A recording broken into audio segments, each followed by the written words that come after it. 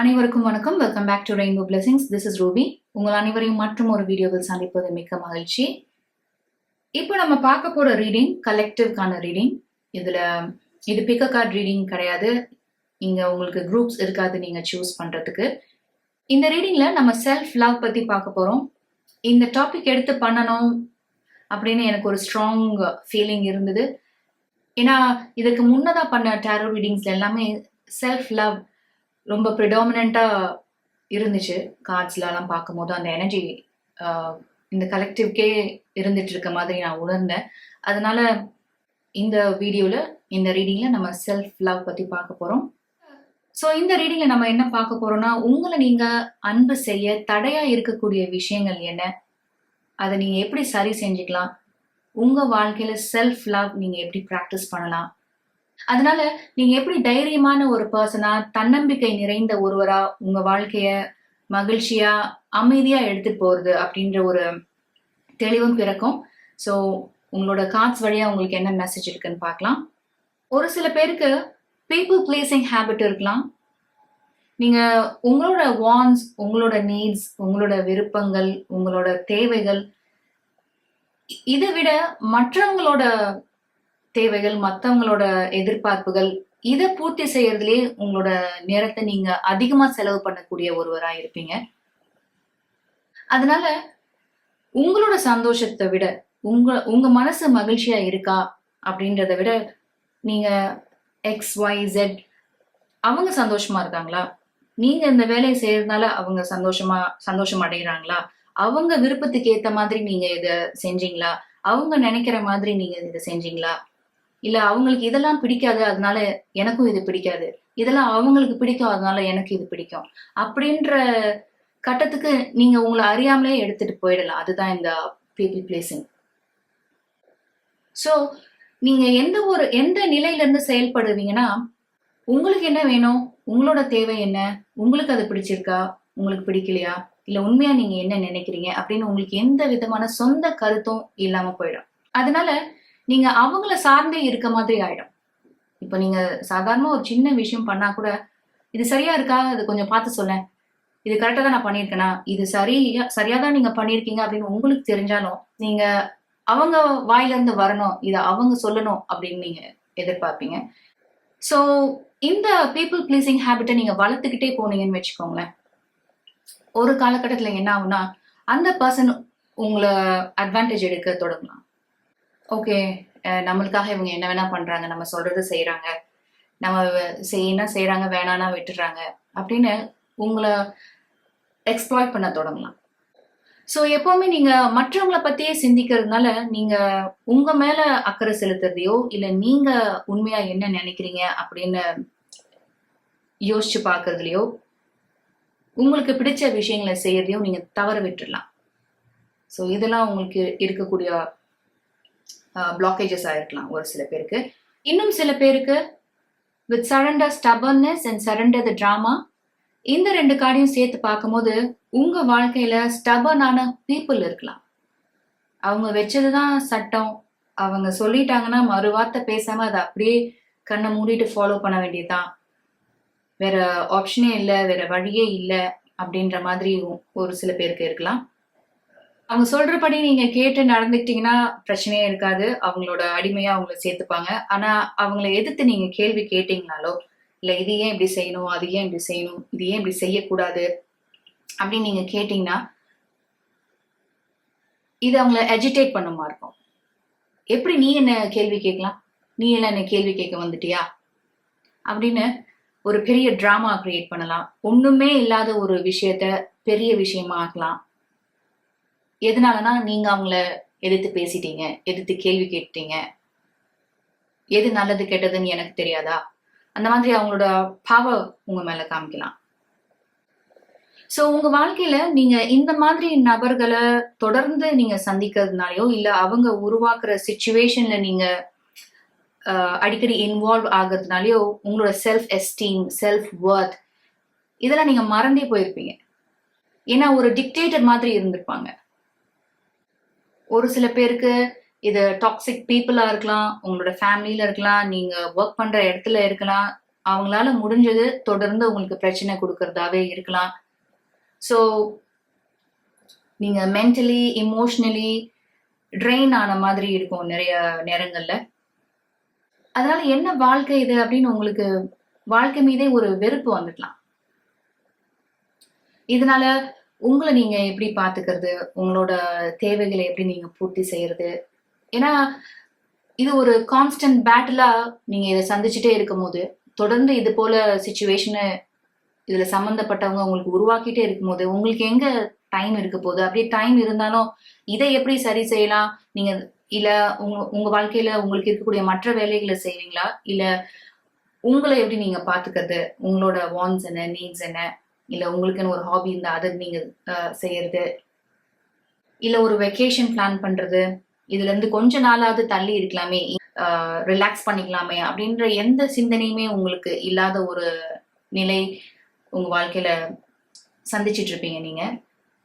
அதனால இந்த மாதிரி ஒரு நெருக்கடியான நிலையில கூட உங்களை எப்படி நீங்க அன்பு செய்யறத ஒரு பழக்கமா நீங்க உருவாக்குறது, உங்களுக்குன்னு ஒரு நாளைக்கு ஒரு குறிப்பிட்ட நேரத்தை எப்படி ஒதுக்குறது, உங்க மனசுக்கு பிடிச்ச வேலைகளை நீங்க செய்யறது, இதெல்லாம் உங்க வாழ்க்கையில நீங்க கொண்டு வரும்போது, இதெல்லாம் ஒரு ஹேபிட்டா நீங்க கொண்டு வரும்போது கிராஜுவலா என்ன ஆகும்னா, இந்த மாதிரி நிலையில உங்களோட செல்ஃப் வர்த் என்ன, உங்களோட செல்ஃப் எஸ்டீம் என்ன, இதெல்லாம் மறந்து போன நிலை மாறி உங்களுக்கே ஒரு கான்ஃபிடன்ஸ் வரும். உங்களை பத்தி நீங்க உயர்வா நினைக்க தொடங்குவீங்க. ஸோ செல்ஃப் லவ் உங்க வாழ்க்கையில நீங்க பிராக்டிஸ் பண்ணணும்னா, அதை ஒரு பழக்கமா நீங்க கொண்டு வரணும் அப்படின்னா, ஒரு சில விஷயங்களை நம்ம தினந்தோறும் ஃபாலோ பண்ணணும். முடிஞ்ச வரைக்கும் ஃபாலோ பண்ணணும். ஏன்னா இது ஒரு நாள் 2 நாள் பண்ணிட்டு அடுத்து ஒரு வாரம் கேப் விட்டுட்டு திரும்ப ஆரம்பிச்சு திரும்ப ஒரு 10 நாள் கேப் விட்டுட்டு இந்த மாதிரி பண்ணும்போது நம்ம இதுல இருந்து ஒரு நன்மையும் நம்மளுக்கு கிடைக்க போறது இல்லை. இது ஒரு பழக்கமா, இது ஒரு ஹேபிட்டா நம்ம உருவாக்கிக்கும் போது இதுல இருந்து நம்ம நிறைய பாசிட்டிவான சேஞ்ச் நம்ம வாழ்க்கையில நம்மளால பார்க்க முடியும். அதுக்கு தான் you have discover your sparkle and purify your body. So இந்த 2 ஆரோக்கியமே உங்களுக்கு என்ன சொல்லுதுன்னா, cleanse your mind, body and spirit. இதுதான் இதுல இருந்து உங்களுக்கு கிளியரா கிடைக்கக்கூடிய ஒரு மெசேஜ். இந்த ஆர்க்கில் நீங்க ஒரு வாட்டர் ஃபாலோட இமேஜ் பார்த்துட்டு இருக்கீங்க. வாட்டர் ரெப்ரசன்ஸ் பியூரிஃபிகேஷன் இல்லையா? ஸோ உங்களோட பயமாகட்டும், குழப்பமாகட்டும், இல்லை இந்த மாதிரி டாக்ஸிக் பீப்புள் அவங்க கிட்ட இருந்து நீங்க உள்வாங்குற எனர்ஜி ஆகட்டும், இதெல்லாம் நீங்க கிளென்ஸ் பண்றது, உங்க மைண்ட்ல இருந்து இதெல்லாம் நீங்க நீக்கிறத ஒரு ஹேபிட்டாவே நீங்க வளர்த்துக்கணும். எவ்ரி வீக் நீங்க ஒரு சால்ட் வாட்டர் பாத் எடுக்கலாம். நீங்க அந்த மாதிரி சால்ட் வாட்டர் பாத் எடுக்கும் போது இந்த நெகட்டிவ் தாட்ஸ், உங்களோட பயங்கள், குழப்பங்கள், இந்த மாதிரி நீங்க அட்ராக்ட் பண்ண நெகட்டிவ் எனர்ஜி, இதெல்லாம் உங்களோட மைண்ட், பாடி அண்ட் ஸ்பிரிட்ல இருந்து ஃபுல்லா நீங்கணும், வெளியேறணும் அப்படின்ற இன்டென்ஷன் செட் பண்ணி நீங்க குளிக்கும் போது இதெல்லாம் உங்களை விட்டு நீங்கி போறத உணர முடியும். உங்களால கிளியர் ஆகும் உங்களோட மைண்ட்ல இருந்து. அதனால you feel renewed, you feel reenergized, you feel motivated. And இந்த ஆர்க்கில் நீங்க எல்லோ கலர் பார்த்துட்டு இருக்கீங்க. ஸோ முடிஞ்ச வரைக்கும் நீங்க வெளியில போறது, வெயில்ல போறது, நீங்க காலை வெயில்ல போனா கூட நிறைய சன்னோட எனர்ஜி நீங்க உள்வாங்க முடியும். அந்த மாதிரி நீங்க செய்யும் போது உங்களுக்கு இருக்கக்கூடிய தீராத பிரச்சனையாகட்டும், இல்லை இந்த டாக்ஸிக் பீப்புளெலாம் உங்களுக்கு தொடர்ந்து கொடுக்கக்கூடிய பிரச்சனைகளாகட்டும், இதெல்லாம் இந்த சூரிய ஒளியில அப்படி கரைஞ்சு போகணும், காணாம போகணும் அப்படின்ற இன்டென்ஷனை செட் பண்ணிட்டு நீங்க வெயில்ல கொஞ்ச நேரம் நடக்கும் போது, நீங்க டைம் ஸ்பெண்ட் பண்ணும் போது, அதன் வழியாகவும் you cleanse your mind, body and spirit. அதனால செல்ஃப் லவ்க்கு நீங்க முதல்ல ப்ராக்டிஸ் பண்ண வேண்டியது கிளென்சிங், கிளியரிங். தேவையில்லாத விஷயங்கள், முடிஞ்சு போன விஷயங்கள், இல்லை நெகட்டிவ் தாட் பேட்டர்ன்ஸ், இல்லை இந்த டாக்ஸிக் பீப்புள் கொடுக்குற மன அழுத்தம், அதனால உங்களுக்கு வரக்கூடிய படபடப்பு, இதெல்லாம் உங்க மனதுல இருந்து நீங்கிறது மட்டும் இல்லாம உங்க மேலேயே உங்களுக்கு ஒரு நம்பிக்கை வரும். உங்களோட கான்ஃபிடன்ஸ் லெவல் பல மடங்கு அதிகரிக்கும். உங்களோட திறமை என்ன, ஆற்றல் என்ன, இதெல்லாம் நீங்க மன உறுதியோட வெளிப்படுத்த தொடங்குவீங்க. அண்ட் ஆல்சோ பியூரிஃபை அ பாடியில இருந்து உங்களுக்கு இன்னொரு மெசேஜ் என்னன்னா, நீங்க என்ன சாப்பிடுறீங்கன்றதுல கவனமா இருங்க. ஒரு சில பேர் நிறைய அளவுக்கு அதிகமா சாப்பிடலாம், இல்ல ஃப்ரைட் ஐட்டம்ஸ் நிறைய சாப்பிடலாம், இல்ல ஒரு சில உணவுகளை நீங்க தவிர்க்கணும்னு நினைச்சிட்டு இருப்பீங்க. ஆனா நீங்க தவிர்க்கணும்னு நினைக்கும் போது தான் அதை இன்னும் அதிகமா சாப்பிடணும்னு தோணும். அதனால ஒரு கண்ட்ரோல் இல்லாம நீங்க நிறைய சாப்பிடலாம். இல்ல ஒரு சில பேருக்கு இந்த உணவு உடம்புக்கு கேடு அப்படின்னு தெரிஞ்சும் அந்த சமயத்துல அது தேவைப்படுது, சாப்பிட்டா நல்லா இருக்கும் அப்படின்னு நீங்க சாப்பிடலாம். So taking care of your health அதுவும் ரொம்பவே ஒரு முக்கியமான விஷயம் தானே. And you also have change and love. இதுல என்ன மெசேஜ் இருக்குன்னு பார்க்கலாம். Resistance to change is a resistance to life itself. Open your heart and mind to new. Open your heart and mind to new beginnings. Beautiful message இருக்கு இதுல. And இதுல என்னன்னா, love people, love them with all your heart. Just be sure to love yourself first. அதுதான் நம்ம பார்த்துட்டு இருக்கோம் இல்லையா, நம்ம ரீடிங்கே அதுதான். ஸோ நம்ம ஆரம்பத்துல ஒரு சில விஷயங்கள்லாம் பார்த்தோம் இல்லையா. ஒரு சில பேருக்கு பீப்புள் ப்ளீசிங் ஹேபிட் இருக்கும், ஒரு சில பேர் இந்த மாதிரி ஸ்டபர்ன் அண்ட் டாக்ஸிக் பீப்புளோட உங்களோட வாழ்க்கையை நீங்க ஷேர் பண்ற மாதிரி இருக்கும். இல்லை ஒரு சில பேருக்கு இது ஒரு ஒர்க் பிளேஸ் சுச்சுவேஷனாக கூட இருக்கலாம். ஸோ இந்த மாதிரி நபர்களிடம் இருந்தோ இல்லை இந்த மாதிரி நிலையில இருந்தோ நீங்க விடுபடணும், இதுல இருந்து வெளியில வரணும் அப்படின்னு நீங்க உணரும் போதே நீங்க ஒரு மாற்றம் கொண்டு வரீங்க.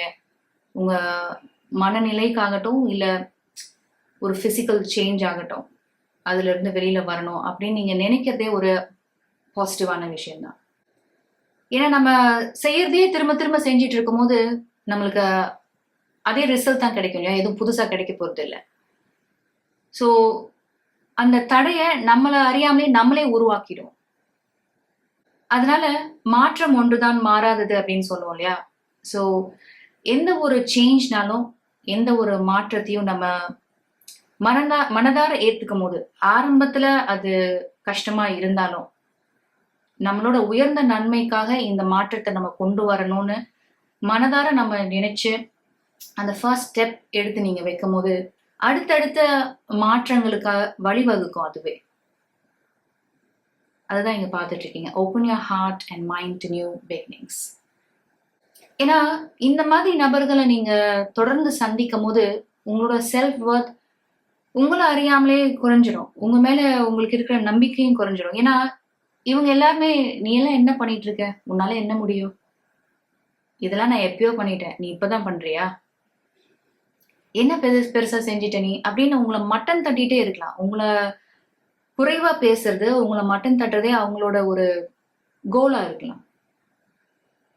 ஸோ இதெல்லாம் நீங்க ரியலைஸ் பண்ணும்போது you stand in your own power. ஏன்னா உங்களை நீங்க அன்பு செய்யும் போது, உங்களை நீங்க மரியாதையா நடத்திக்கும் போது, நீங்க மற்றவங்களா உங்களை எப்படி நடத்தணும் அப்படின்னு சொல்லாம சொல்லிடுவோம் நம்ம. இல்ல நான் இந்த மாதிரி ஒரு சுச்சுவேஷன்லயே இருக்கேன், ஏன்னா இவங்கெல்லாம் டோர்மேட் மாதிரியே என்னை யூஸ் பண்ணட்டும், முடிஞ்ச வரைக்கும் மிதிக்கட்டும், நான் எவ்வளோ அடிச்சாலும் தாங்குவேன் அப்படின்ற ஒரு நிலைமையிலேயே நம்ம ஏதோ ஒரு காரணத்துக்காக இருக்கோம்னு வச்சுக்கோங்களேன். நம்ம யாரு, நம்மளோட தகுதி என்ன, நம்மளோட திறமை என்ன, இதெல்லாம் காணாமே போயிடும், அழிஞ்சிடும். ஏன்னா அவங்கள மாதிரியே உங்களை நீங்க குறைவா மதிப்பிட ஆரம்பிப்பீங்க. இது என்னால முடியாது, இது செய்ய முடியாது அப்படின்னு உங்க மேல இருக்க நம்பிக்கை கொஞ்சம் கொஞ்சமா குறைஞ்சு அப்புறம் சுத்தமா இல்லாமே போயிடும். அதனால தொடர்ந்து இந்த மாதிரி நெருக்கடியான நிலைய உங்களுக்கு மாறி மாறி கொடுக்கணும் அப்படின்றதே ஒரு அஜெண்டாவா வச்சு செயல்பட்டு இருக்கவங்கள நீங்க எப்படி ஹேண்டில் பண்றது? ஆரம்பத்துல வேணா இவங்களை பத்தி சரியா தெரியாம அந்த நிலையிலேயே நீங்க திரும்ப இருந்துட்டே இருந்திருக்கலாம். ஆனா ஒரு காலகட்டத்துல உங்களுக்கே தெரிய வந்துடும் அவங்களோட உண்மையான நோக்கம் என்ன, அவங்க எதை மனசுல வச்சுட்டு இந்த மாதிரி நடந்துக்கிறாங்க, எதனால இந்த மாதிரி ஒரு சூழலை உங்களுக்கு திரும்ப திரும்ப உருவாக்குறாங்க அப்படின்னு நீங்க தெரிஞ்சதுக்கு அப்புறம் அதுக்கு நீங்க ரியாக்ட் பண்ண தேவையில்லை, ரெஸ்பாண்ட் பண்ண தேவையில்லை. அந்த டிராமாவுக்கு நீங்க இன்னும் அந்த டிராமாவை அவங்க மேலும் எடுத்துட்டு போறதுக்கு நீங்க உங்களோட எனர்ஜியை கொடுக்க தேவையில்லை. ஏன்னா நீங்க பேச மாட்டீங்களா, நீங்க வாய் திறக்க மாட்டீங்களா, அதனால இன்னும் கொஞ்சம் கூட பேசலாம், இன்னும் வாக்குவாதம் பண்ணலாம், இன்னும் இந்த டிராமாவை நல்லா எடுத்துட்டு போலாம் அப்படின்ற எண்ணத்துக்கு அவங்க வந்துருவாங்க. ஸோ நீங்க ஒரு எமோஷ்னலா இன்டெலிஜென்ட்டான பர்சனா இருந்தீங்கன்னா இந்த ட்ராமாலாம் நீங்க அவாய்ட் பண்ணுங்க. ரெஸ்பாண்ட் பண்ணாதீங்க, ரியாக்ட் பண்ணாதீங்க. இவங்களுக்கு பதிலடியா நீங்க கொடுக்கறது உங்களோட மௌனமா இருக்கும், உங்களோட அமைதியா இருக்கும். And you also have compassion. So self love எவ்வளோக்கு எவ்வளோ முக்கியமான ஒன்றோ அதுக்கு அதே மாதிரி முக்கியமானது நம்மளே கம்பேஷனேட்டாக நடத்திக்கிறது. ஒரு சில பேர் இந்த மாதிரி ஸ்டபர்ன் பீப்புள் ஃபேஸ் பண்ணும்போது, இல்லை இந்த மாதிரி பீப்புள் ப்ளீசிங் ஹேபிட் இருக்கும்போது உங்களுக்கு பிடிக்காத சில விஷயங்களை நீங்க செஞ்சிருப்பீங்க. அவங்கள சந்தோஷப்படுத்துறதுக்காக நீங்க செஞ்சிருக்கலாம், இல்ல அவங்களோட வற்புறுத்தல்னால நீங்க செஞ்சிருக்கலாம். ஆனா அதுல துளியும் உங்களுக்கு உடன்பாடு இல்லாம இருந்து செஞ்சிருப்பீங்க.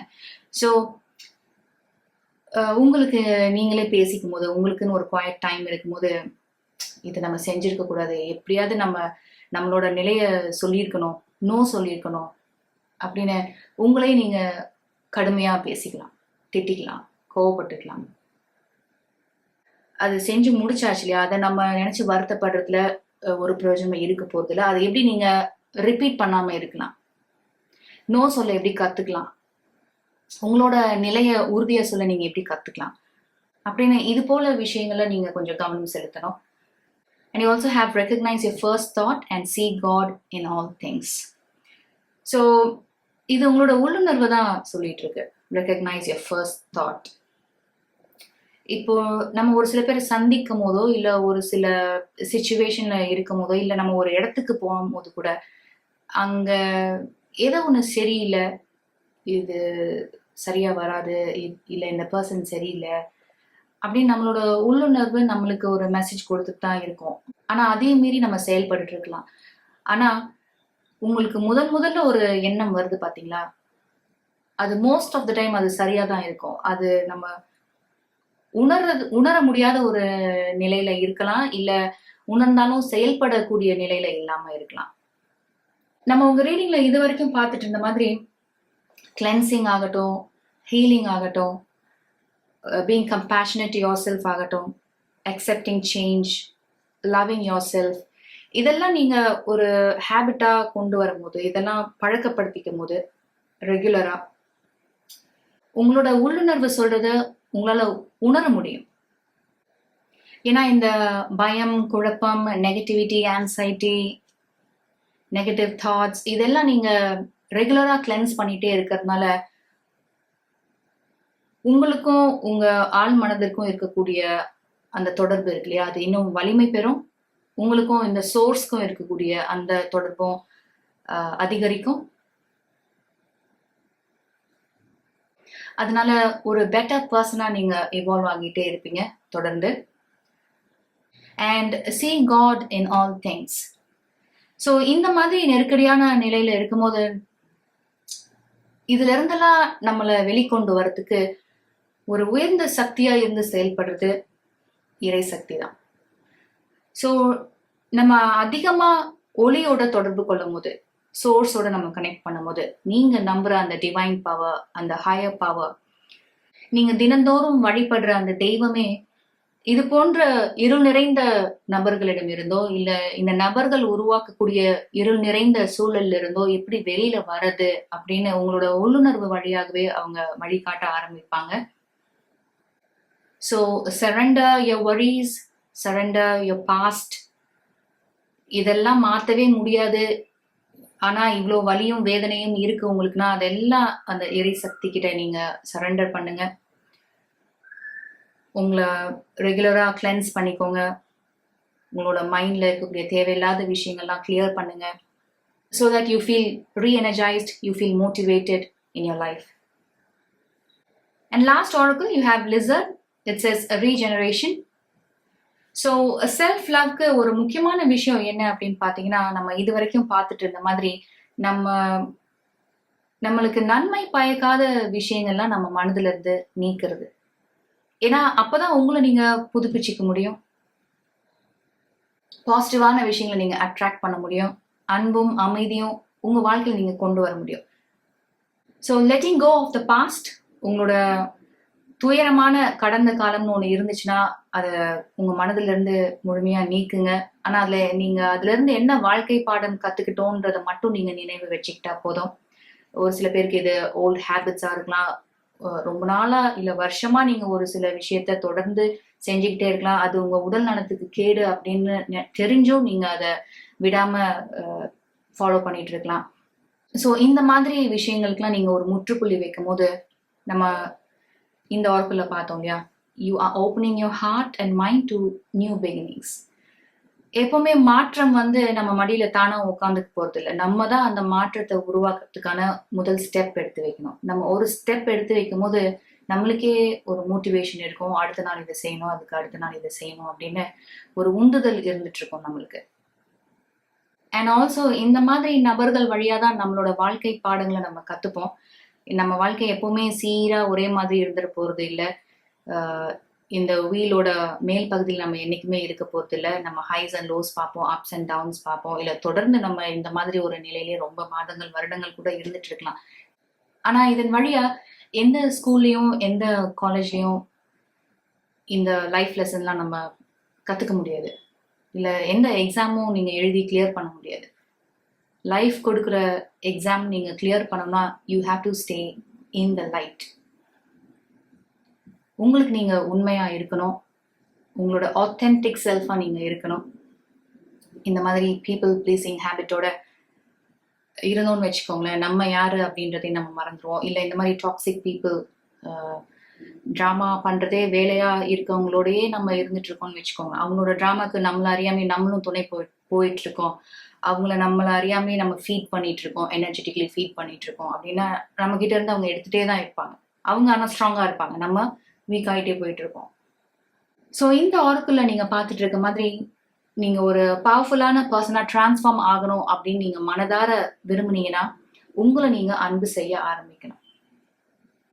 உங்களை நீங்க கைண்டா நடத்திக்கணும், கம்பேஷனட்டா நடத்திக்கணும், ஜென்டிலா நடத்திக்கணும். சில முடிவுகள் நீங்க எடுத்தது தவறா போயிருந்தா கூட அதை நினைச்சு கவலைப்பட்டு ஒரு குற்ற உணர்ச்சியில நீங்க போகாம அதுல இருந்து நீங்க என்ன கத்துக்கிட்டீங்க, அதுல இருந்து நீங்க எப்படி மீண்டு வரலாம், உங்களோட ஆற்றல் என்ன, திறமை என்ன அப்படின்னு உணர்ந்து நீங்க அடுத்து எப்படி சரியான முடிவு எடுக்கலாம், சரியான பாதையில போகலாம் அப்படின்னு பாசிட்டிவா நினைக்கணும். நீங்க மாற்றத்தை தழுவணும், மாற்றத்தை ஏத்துக்கணும். இந்த லிசர்ட் ஸ்பிரிட்ல நீங்க பார்த்துட்டு இருக்க மாதிரி it is known for it's flexibility and adaptability இல்லையா? ஒரு இடத்துல இருக்கும், திடீர்னு பார்த்தா எங்க இருந்து இருந்தா வேற பக்கம் இருக்கும், மறைஞ்சிரும். ஸோ ஃபிளெக்சிபிலிட்டி, அடாப்டபிலிட்டி இந்த மாதிரி குவாலிட்டிஸ் நம்ம கிட்ட இருக்கும்போது எந்த மாதிரி ஒரு மாற்றமா இருந்தாலும், அது இது வரைக்கும் உங்களுக்கு பழக்கமே இல்லாத ஒரு இடமா இருந்தாலும் அந்த சூழலுக்கு ஏத்த மாதிரி உங்களுக்கு பழகி கொள்ளக்கூடிய அந்த ஆற்றல் வந்துடும். ஸோ செல்ஃப் லவ் நீங்க ப்ராக்டிஸ் பண்ணும்போது, செல்ஃப் லவ்வை உங்களோட வாழ்க்கையில நீங்க ஒரு அங்கமா கொண்டு வரும்போது, உங்களை நீங்க அன்பு செய்யறத ஒரு பழக்கமா உங்க வாழ்க்கையில நீங்க உருவாக்கிக்கும் போது இந்த மாதிரி ஒரு நிலைக்கு நீங்க வர முடியும். அதனால நம்மளோட self respect and self esteem அதிகரிக்கும். நம்மளோட மனசு மகிழ்ச்சியா இருக்கும், அமைதியா இருக்கும், மன நிறைவு இருக்கும். இந்த மாதிரி ஒரு பியூட்டிஃபுல் பாசிட்டிவ் ஆராவோட நம்ம இருப்போம். நம்மளாலையும் பாசிட்டிவிட்டி ஸ்ப்ரெட் பண்ண முடியும், நம்மளாலையும் ஹாப்பினஸ் ஸ்ப்ரெட் பண்ண முடியும். ஏன்னா நம்ம மனதை சந்தோஷமா வச்சுக்கும் போது, நம்மளோட மனதை நம்ம மகிழ்ச்சியா வச்சுக்கும் போது, அமைதியா வச்சுக்கும் போது, மன நிறைவா இருக்கும் போது தான் நம்மளால மற்றவங்களுக்கு கொடுக்க முடியும். அதனால தான் self love is very important இல்லையா? Thank you so much. நீங்கள் இவ்வளோ நேரம் பொறுமையாக அந்த ரீடிங் பார்த்துட்டு இருந்தீங்கன்னா மிக்க நன்றி. உங்களுக்கு கண்டிப்பாக இது ஏதாவது ஒரு வகையில் உதவியாக இருந்திருக்கும்னு நினைக்கிறேன். ஸோ உங்களுக்கு இந்த ரீடிங் பிடிச்சிருந்தா please like this video and share with your friends and family. Subscribe to Rainbow blessings. உங்களை அடுத்த வீடியோவில் சந்திக்கிறேன்.